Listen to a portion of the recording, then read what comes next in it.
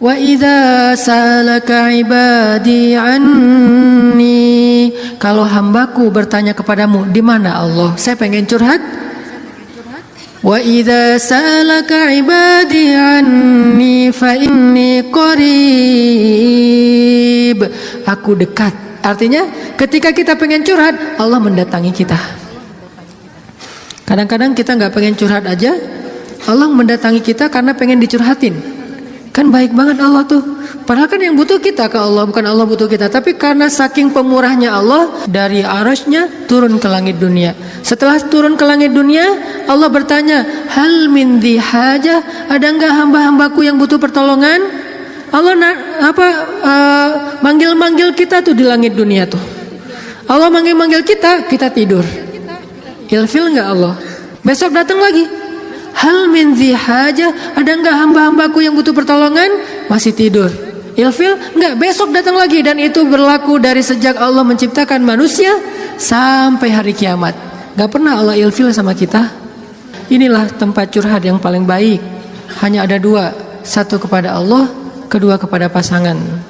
Kalau tidak ada pasangan, bolehlah sesekali kepada orang tua. Tapi kadang-kadang harus dibatasi juga. Karena ada hal-hal yang kalau kita sampaikan kepada orang tua, pasangan kita nggak ridho. Ketika kita ngomongin ke ibu kita, mungkin pasangan kita menjadi malu karenanya.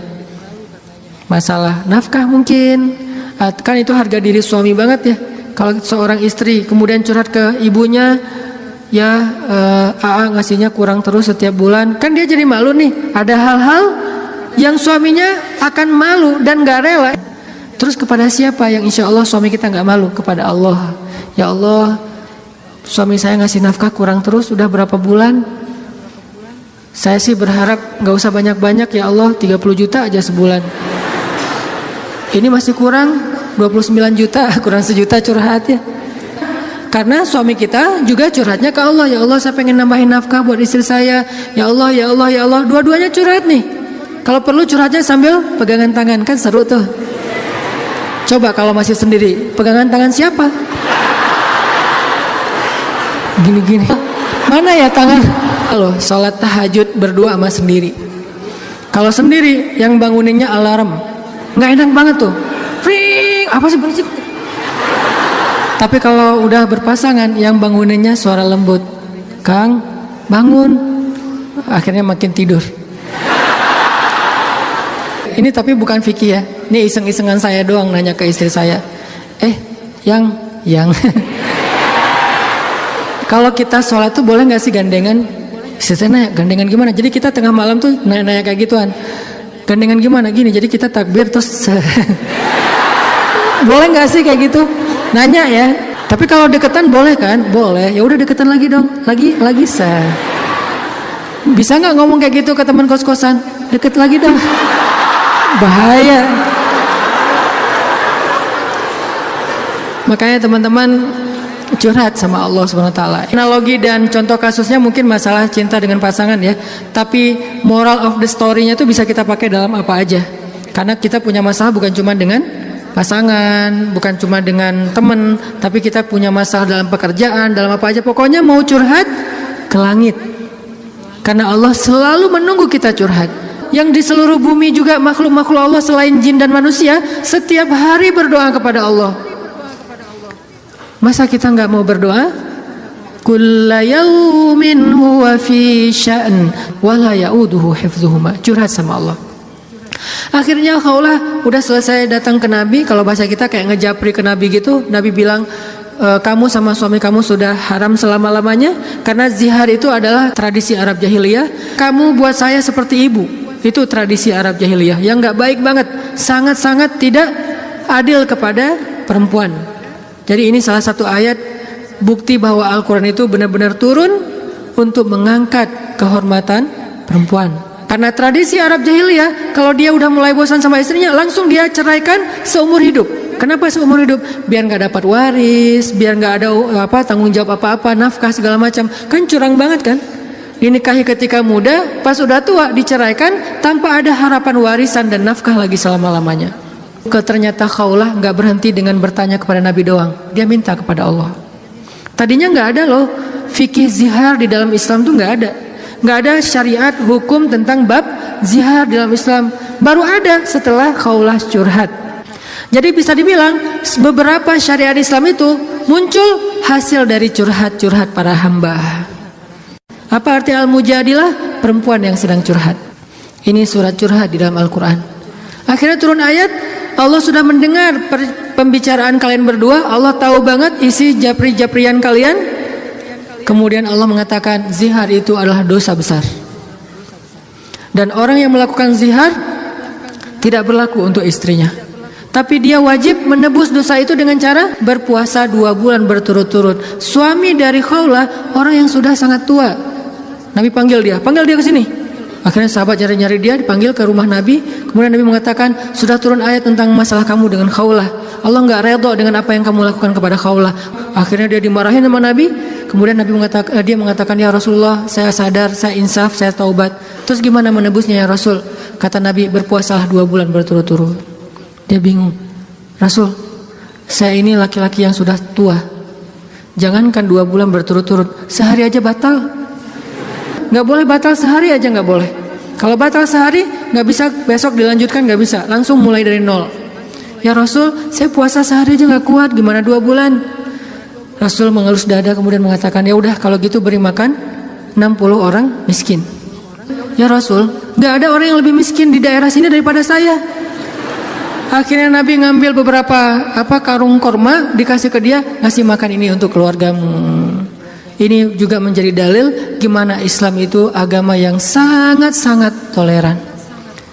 Allah pengen memudahkan kalian, Allah nggak pengen menyusahkan kalian. Semua syariat Islam itu adalah memudahkan kita, nggak ada yang menyusahkan kita. Semua syariat Islam itu gampang, simple, mudah, nggak ada yang susah. Salah satunya adalah menikah, itu mudah banget. Mana Ustadz? Buktinya masih banyak yang masih sing. Berarti bukan Allah yang menyusahkan pernikahan, calon mertua tuh. Nah Allah mah memudahkan kan ya. Bayangin pernikahan itu kan simple ya. Akad nikah sederhana kan. Yang cuman saya nikahkan putri saya terima putri bapak dengan mahar sekian dibayar tunai, sah. Akhirnya berubahlah status, berduaan apalagi dan seterusnya apalagi dosa aja isinya. Sekarang berubah, memandang aja berpahala. Apalagi ya memandang aja berpahala. Kebayang gak tuh memandang pasangan itu sama kayak memandang Ka'bah. Duduk sambil ngeliatin Ka'bah itu pahalanya kayak 2 rakaat sholat loh, sholat mutlak. Berarti memandang istri yang lagi rempong sama dengan 2 rakaat sholat mutlak.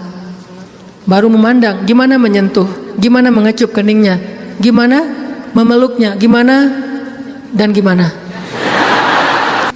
Ibadah sholat mudah banget, nggak bisa berdiri, duduk, nggak bisa duduk, berbaring, nggak bisa sholat tepat waktu, dijamak, nggak bisa menjamak, dikosor, dikodok. Kenapa dikodok? Soalnya ketiduran. Yang penting jangan istiqomah. Masa mengkodok istiqomah ya? Jam 9 pagi, sholat apa itu? Kodok subuh. Sekalian dijamak dengan duha. Istiqomah udah setahun kayak gitu. Nah ini.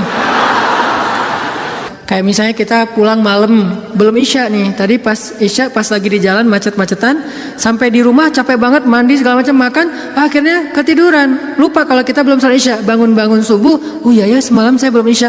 Gak apa-apa, lakukan ketika kita ingat. Karena itu lupa atau gak sadar atau gak tahu ilmunya. Balik lagi, akhirnya Allah turunkan ayat untuk ngebela Khawlah bintu Sa'labah. Kenapa? Curhat kepada Allah. Jadi butuh cinta, butuh ditambahkan rasa cinta, butuh diharmoniskan perasaan cintanya, minta kepada Allah karena cinta itu dari Allah Subhanahu wa taala, bukan dari makhluk. Hati kita itu ada di antara jemarinya Allah, ada di dalam genggamannya Allah. Kadang-kadang kita sendiri nggak berkuasa untuk nolak apa yang diinginkan oleh hati kita sendiri loh. Dan saya ngebuktiin banget. Saya sering bilang saya itu bukan tipe istri saya banget. Ada 4 hal yang istri saya nggak mau, 4-4-nya ada di saya. Ketika sebelum ketemu saya, pokoknya saya nggak mau ini. Aduh, nggak mau banget deh, nggak banget deh. Makanya jangan gampang nyumpahin ya. Nanti malah dikasih seperti yang kita sebutin. 4 hal yang saya nggak pengen banget ada suami saya yang 4 ini. Ternyata pada diri saya ada 4-4-nya. Ya Allah, tundukkanlah hatinya untukku, ditundukkan. Kok saya nggak bisa nolak kamu? Ya, kuat-kuatan doa kan? Dia berdoa, ya Allah please jangan orang itu, ya Allah please yang dia. Kuat-kuatan doa, ya Allah jangan orang itu please, jangan orang itu, ya Allah please dia aja, jangan yang lain. Ustadz dilawan doa. Jadi minta sama Allah itu gampang banget loh. Hidup kita tuh cuma masalahnya cuma gini doang. Buat saya hidup saya itu modalnya bukan duit, bukan teman, walaupun itu semuanya penting dan berharga, tapi modal paling penting dalam hidup saya itu ini. Makanya saya nggak mau sama sekali menggadaikan doa dengan makanan yang syubhah dan haram, nggak mau saya. Misalnya jalan ke luar negeri kayak kemarin New Zealand, Jepang yang muslimnya minoritas kan susah nyari makanan halal tuh.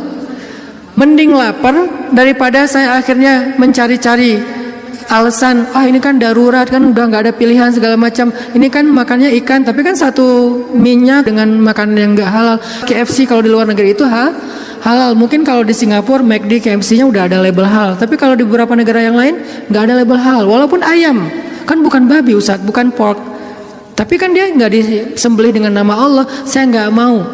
Pengen ngerasain gimana ya rasanya ayam goreng di mana gitu, ayam kriuk di mana, beda dengan di Indonesia.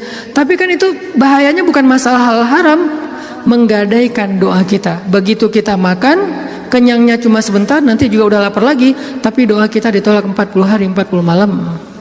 Gimana kalau pas lagi di luar negeri, terus kita ada masalah di imigrasi, pas di bandara, kita berdoa, gimana cara Allah akan mengabulkan? Kenapa? Modal kita dalam hidup tuh doa banget tuh.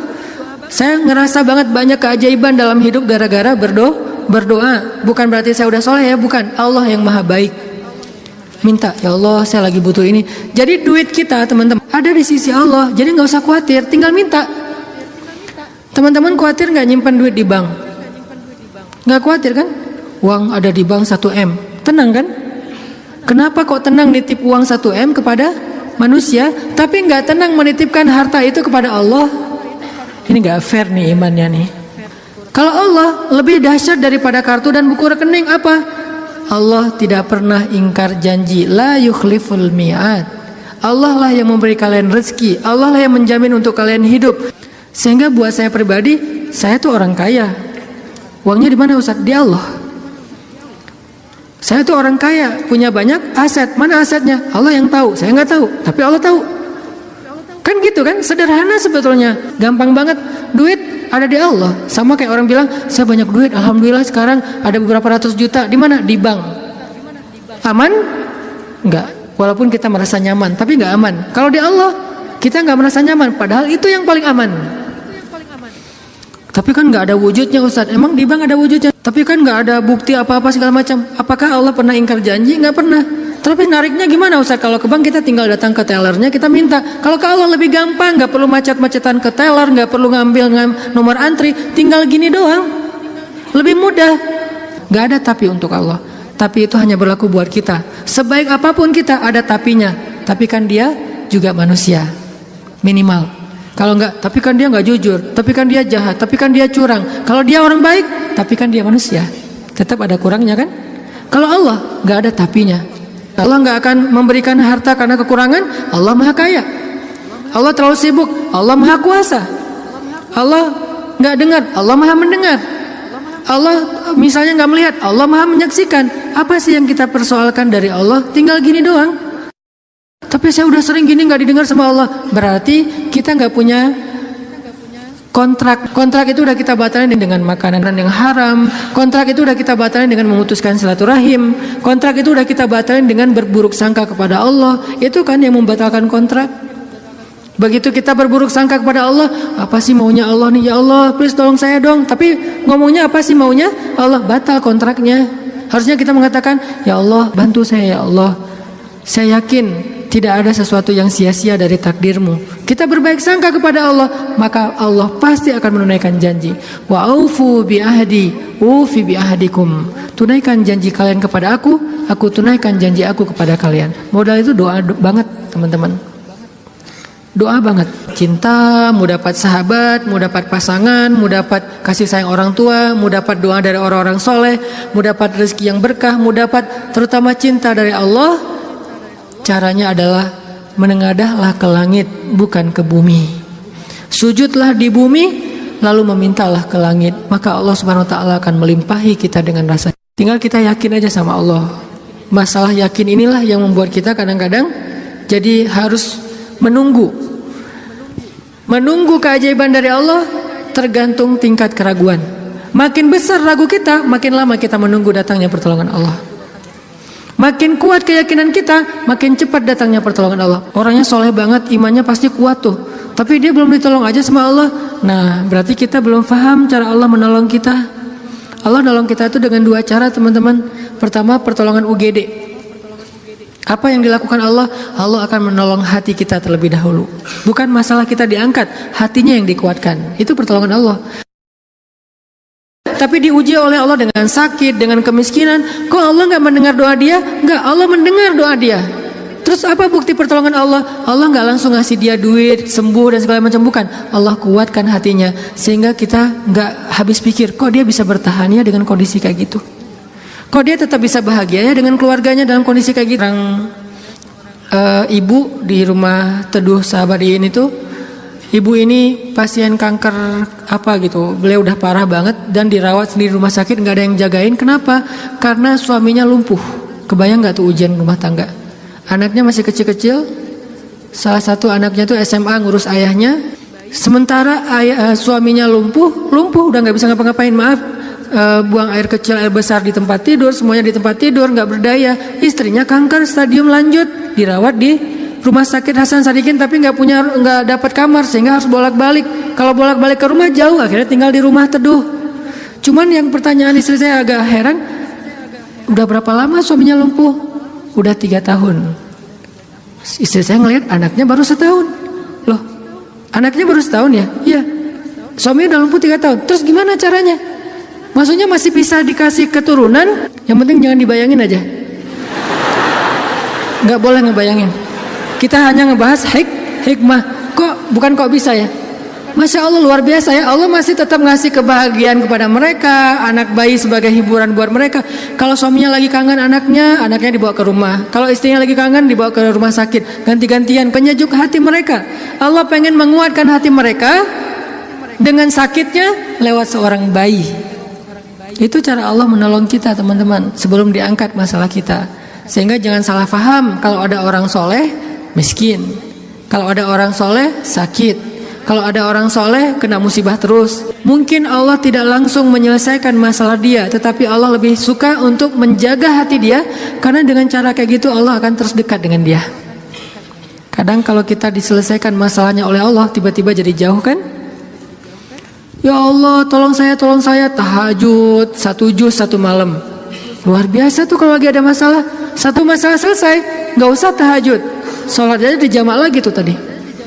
Maghrib dijamak dengan isya, zuhur dijamak dengan asar, subuh dijamak dengan duha. Jadi sehari menjamak 3 kali sholat.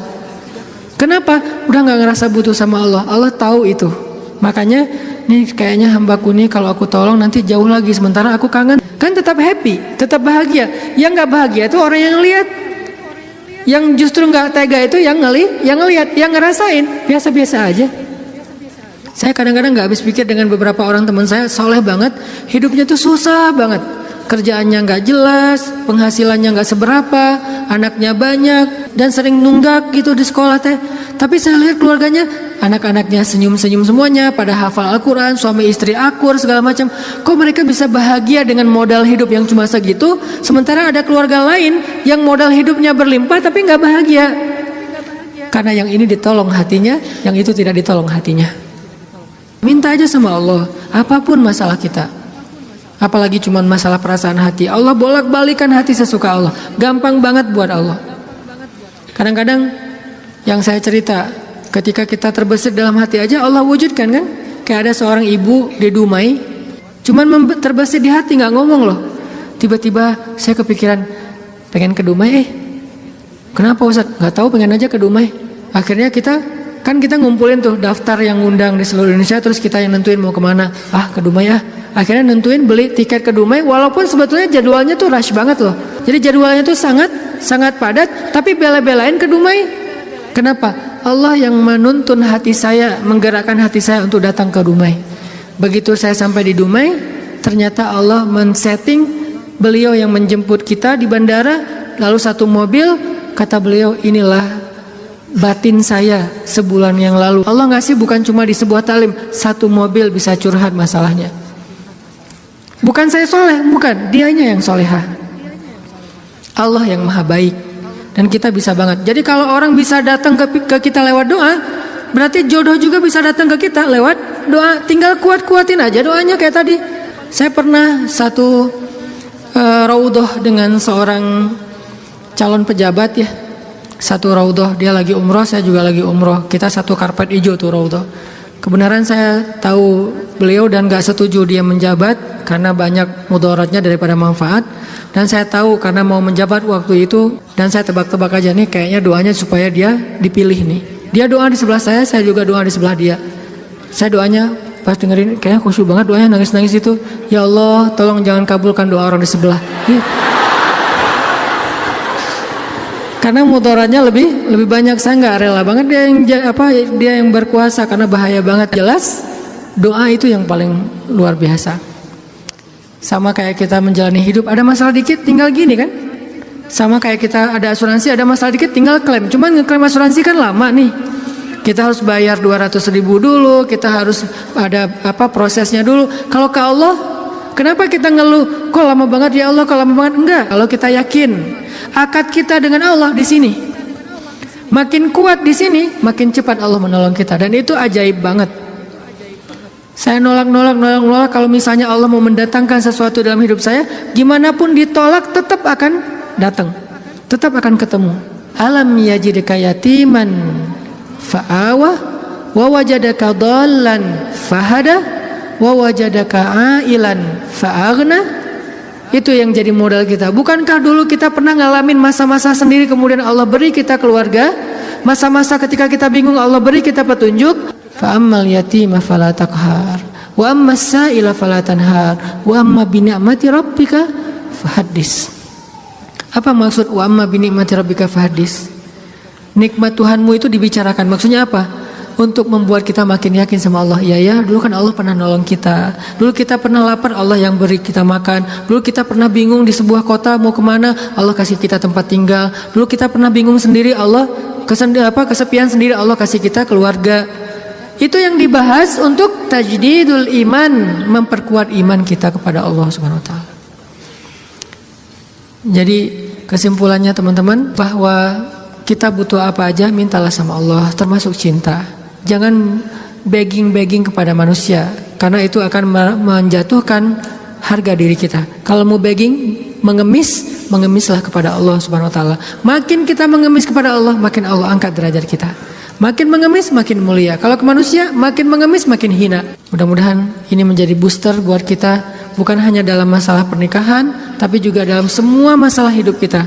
Dan la tahzan, innallaha ma'ana. Gak usah khawatir, jangan sedih, jangan putus asa. Allah itu selalu bersama kita. Kenapa kita tidak mengandalkan ini?